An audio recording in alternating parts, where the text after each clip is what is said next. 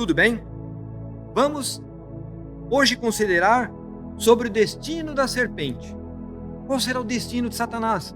Alguém pode pensar, puxa vida, mas tudo isso foi explicado, tudo isso está na palavra de Deus, mas deve haver um fim para Satanás. O que será que vai acontecer a ele?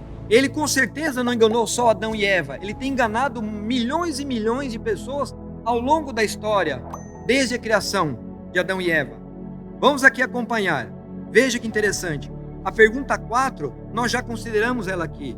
Quando nós lemos em Gênesis 3,15 que a serpente seria esmagada onde? Meu irmão e meu amigo, na cruz do Calvário.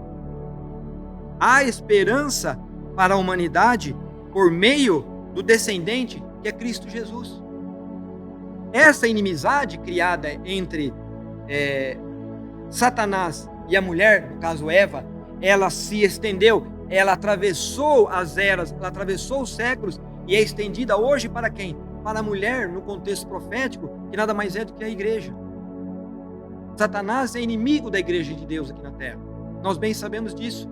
Mas em Cristo Jesus, o descendente da mulher, nós poderemos alcançar a vitória, o perdão, a remissão para os pecados e contar com o amor e o braço poderoso estendido de Cristo para nos reconduzir ao caminho verdadeiro. Veja que interessante aqui a pergunta do autor da lição. A serpente, na verdade, no contexto do capítulo 3, verso 15, foi o único ser amaldiçoado. Adão e Eva não o foram.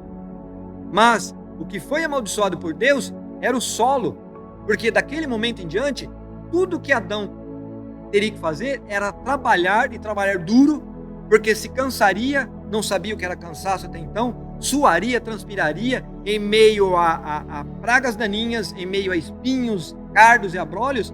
Adão deveria tirar o seu sustento para ele, para sua esposa e para a sua descendência que viria após ele. Como isso causou perdas para a humanidade? Como isso causou tristezas para nós? Não é fácil nós batalharmos pelo pão de cada dia, com suor, às vezes num trabalho pesado, num trabalho que exige muito de nossa consciência, da mente, do esforço físico. Por que, irmão? Por que, amigo? Por causa da entrada do pecado. Mas veja que interessante ainda, o autor da lição coloca: resplandeceu em Cristo Jesus a esperança da salvação para a humanidade. Essa é a resposta que nós temos. É ela que nos traz o conforto. Ou seja, aparece em forma de profecia. Mesmo antes das condenações de Adão e Eva, o Senhor deu a eles a esperança da redenção, como acabamos de estudar ali no capítulo 3, versículo 15 de Gênesis. Sim, eles pecaram. Isso é um fato, não poderiam mais se desculpar por aquilo. E sofreriam o quê? A morte pela desobediência. Contudo, existe esperança de salvação. Nada está terminado. Até que a porta da graça, como estudamos pelo contexto bíblico e profético, até que a porta da graça se feche, você e eu temos possibilidade de ser salvos. Basta que nós possamos crer, irmão.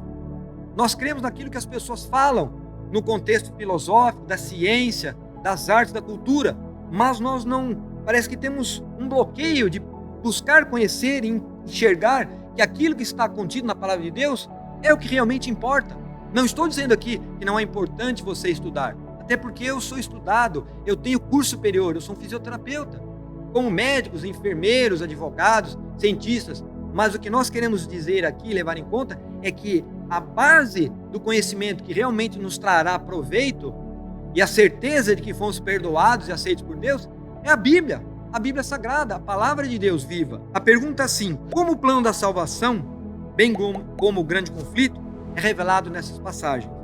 Você pode em sua casa tomar ali Romanos 16, 20 e Hebreus 2, 14 e Apocalipse 12, 17. Veja que interessante o que está escrito ali em Apocalipse 12, versinho 17. Leiam comigo aqui. O dragão, Satanás, como já estudamos, o diabo, ficou irado com a mulher. Quem é a mulher no contexto profético? A igreja. E foi fazer guerra ao restante da sua semente. Aqueles que fazem o quê? Os que guardam os mandamentos de Deus e têm o testemunho de Jesus Cristo. Meu irmão, meu amigo, quando nós buscamos de todo o coração, apesar de nossas falhas de caráter, quando nós tomamos a iniciativa e buscamos fazer um propósito com Deus, de guardar a lei de Deus, de seguir a fé de Cristo, baseados na palavra do Senhor, nós seremos inimigos de Satanás. E ele será declarado o nosso inimigo. Veja que interessante, pela morte de Jesus Cristo, o diabo foi derrotado. Amém por isso. O dragão, a serpente, faz guerra contra os descendentes da mulher, como acabamos de falar aqui. A igreja, Deus esmagará Satanás debaixo dos pés dos santos. Para finalizar aqui a quarta-feira, note que interessante este pensamento do autor da lição, fazendo um paralelo entre Gênesis 3,15 e Apocalipse 12,17, o dragão, que é a serpente, está enfurecido. Ele criou inimizade. Contra quem? A semente, a descendência, a mulher no Éden e a mulher de Apocalipse 12,17, como já falamos que é a igreja. A batalha, ou seja, o grande conflito que se moveu, que iniciou-se lá no Éden com a queda, continuará até o fim dos tempos. No entanto, a promessa da derrota de Satanás já foi feita no Éden, como acabamos de estudar. Sua cabeça será esmagada. Tema é um assunto mais explicitamente, mais trabalhado e melhor explicado no Apocalipse, que descreve a derrota final de Satanás. Ou seja, desde o início, a humanidade recebeu a esperança de que haveria uma saída para a terrível confusão, proveniente do conhecimento do mal pelos nossos primeiros pais, lá no Éden. Desobedeceram sim, arcaram com a responsabilidade, com as consequências. Mas, meu irmão, minha irmã, meus caros amigos e amigas, em Cristo Jesus há a resposta, há a salvação e há perdão para você e para mim, não importa onde a gente tenha ido na nossa vida. Esperança de que todos nós, você e eu, podemos compartilhar. E eu deixo uma pergunta para nós aqui. Por que é tão reconfortante, meus amigos e irmãos, observar, prestar atenção que lá no próprio Éden, onde o pecado e o mal tiveram início na terra, o Senhor começou a revelar o seu plano da salvação. Deus seja louvado por isso, irmãos. Porque Deus amou você e a mim muito antes da fundação deste mundo. Porque Deus é um ser onisciente, é um Deus que conhece todas as coisas. Ele sabe o que vai no fundo de nossas almas, do nosso intento, do nosso propósito de coração. Eu aguardo você amanhã para considerarmos mais um pontinho sobre a lição desta semana, a lição número 2. Deus seja louvado, Deus o abençoe ricamente. Obrigado, até amanhã.